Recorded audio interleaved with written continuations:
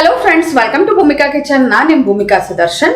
ಇವತ್ತು ಸಿಂಪಲ್ ಆಗಿ ಚಿತ್ರಾನ್ನ ಮಾಡೋದು ಹೇಗೆ ಅಂತ ತೋರಿಸ್ತಾ ಇದ್ದೀನಿ. ಹಬ್ಬಕ್ಕೆ ಚಿತ್ರಾನ್ನ, ಪುಳಿಯೋಗರೆ ಸರ್ವೇ ಸಾಮಾನ್ಯ, ಎಲ್ಲರ ಮನೆಯಲ್ಲೂ ಮಾಡೇ ಮಾಡ್ತೀರಾ.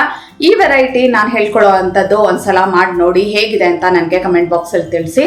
ಈ ಈಸಿ ಆಗಿರೋ ಅಂಥ ಚಿತ್ರಾನ್ನ ಮಾಡೋದು ಹೇಗೆ ಅಂತ ನೋಡೋಣ ಬನ್ನಿ. ಸ್ಟವ್ ಆನ್ ಮಾಡಿಕೊಂಡು ಬಾಣಲೆ ಒಳಗಡೆ 3 ಟೇಬಲ್ ಸ್ಪೂನ್ ಎಣ್ಣೆ ಹಾಕಿದ್ದೀನಿ. ಎಣ್ಣೆ ಒಂಚೂರು ಚೆನ್ನಾಗಿ ಬಿಸಿ ಆಗ್ತಿದೆ. ಹಾಗೆ 2 ಟೇಬಲ್ ಸ್ಪೂನ್ ಕಡಲೆಕಾಯಿ ಬೀಜನ ಲೋ ಫ್ಲೇಮಲ್ಲೇ ಚೆನ್ನಾಗಿ ಫ್ರೈ ಮಾಡ್ಕೋಬೇಕು. ಕಡಲೆಕಾಯಿ ಬೀಜ ಚೆನ್ನಾಗಿ ಫ್ರೈ ಆಗ್ತಿದೆ. ಹಾಗೆ ಸಾಸಿವೆ, ಕಡಲೆಬೇಳೆ, ಉದ್ದಿನಬೇಳೆ ಎಲ್ಲ ಸ್ವಲ್ಪ ಸಾಸಿವೆ ಚೆನ್ನಾಗಿ ಸಿಡಿಯೋದಕ್ಕೆ ಶುರು ಆಗಲಿ. ಸಾಸಿವೆ ಒಂದ್ಸಲ ಚೆನ್ನಾಗಿ ಸಿಡಿಯೋದಕ್ಕೆ ಶುರು ಆಗ್ತಿದೆ. ಹಾಗೆ 3 ಹಸಿಮೆಣಸಿನಕಾಯಿ ಉದ್ದಕ್ಕೆ ಸೀಳ್ಕೊಂಡಿರುವಂಥದ್ದು. ಹಸಿಮೆಣಸಿನಕಾಯಿನ ಒಂದು 15 ಸೆಕೆಂಡ್ ಫ್ರೈ ಮಾಡ್ಕೊಳ್ತಿದ್ದ ಹಾಗೆ ಮೀಡಿಯಂ ಸೈಜ್ 1 ಈರುಳ್ಳಿ ಸಣ್ಣದಾಗಿ ಕಟ್ ಮಾಡ್ಕೊಂಡಿರೋವಂಥದ್ದು, ಜೊತೆಯಲ್ಲೇ 1 ಗರಿ ಕರಿಬೇವಿನ ಸೊಪ್ಪು. ಈ ಈರುಳ್ಳಿ ಒಂಚೂರು ಸಾಫ್ಟ್ ಆಗೋವರೆಗೂ ಫ್ರೈ ಮಾಡ್ಕೊಳ್ತೀನಿ ಮೀಡಿಯಂ ಫ್ಲೇಮಲ್ಲಿ. ಈರುಳ್ಳಿ ಚೆನ್ನಾಗಿ ಸಾಫ್ಟ್ ಆಗಿದೆ.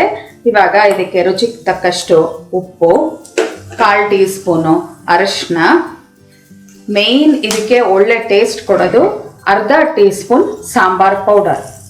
ಇದನ್ನು ಹಾಕಿ ಒಂದ್ಸಲ ಎಲ್ಲ ಚೆನ್ನಾಗಿ ಮಿಕ್ಸ್ ಮಾಡ್ಕೊಳ್ತೀನಿ. ಎಲ್ಲ ಚೆನ್ನಾಗಿ ಈವನ್ ಆಗಿ ಮಿಕ್ಸ್ ಆಗ್ತಿದೆ. ಹಾಗೆ ಕೊನೆಯಲ್ಲಿ ಹಸಿ ತೆಂಗಿನ ತುರಿ 1 ಟೀ ಸ್ಪೂನ್, ಜಾಸ್ತಿ ಹಾಕೋಬಾರ್ದು, ಲೈಟಾಗಿ ಅದ್ರ ಟೇಸ್ಟ್ ಇರಬೇಕಷ್ಟೇ. ಈ ಥರ ಎಲ್ಲ ಚೆನ್ನಾಗಿ ಮಿಕ್ಸ್ ಮಾಡಿಕೊಂಡು ಸ್ಟವ್ ಆಫ್ ಮಾಡ್ಕೊಳ್ತಾ ಇದ್ದೀನಿ. ಇವಾಗ ಇದಕ್ಕೆ ಅನ್ನ ಹಾಕೊಂಡು ಮಿಕ್ಸ್ ಮಾಡ್ಕೊಳ್ಳೋಣ.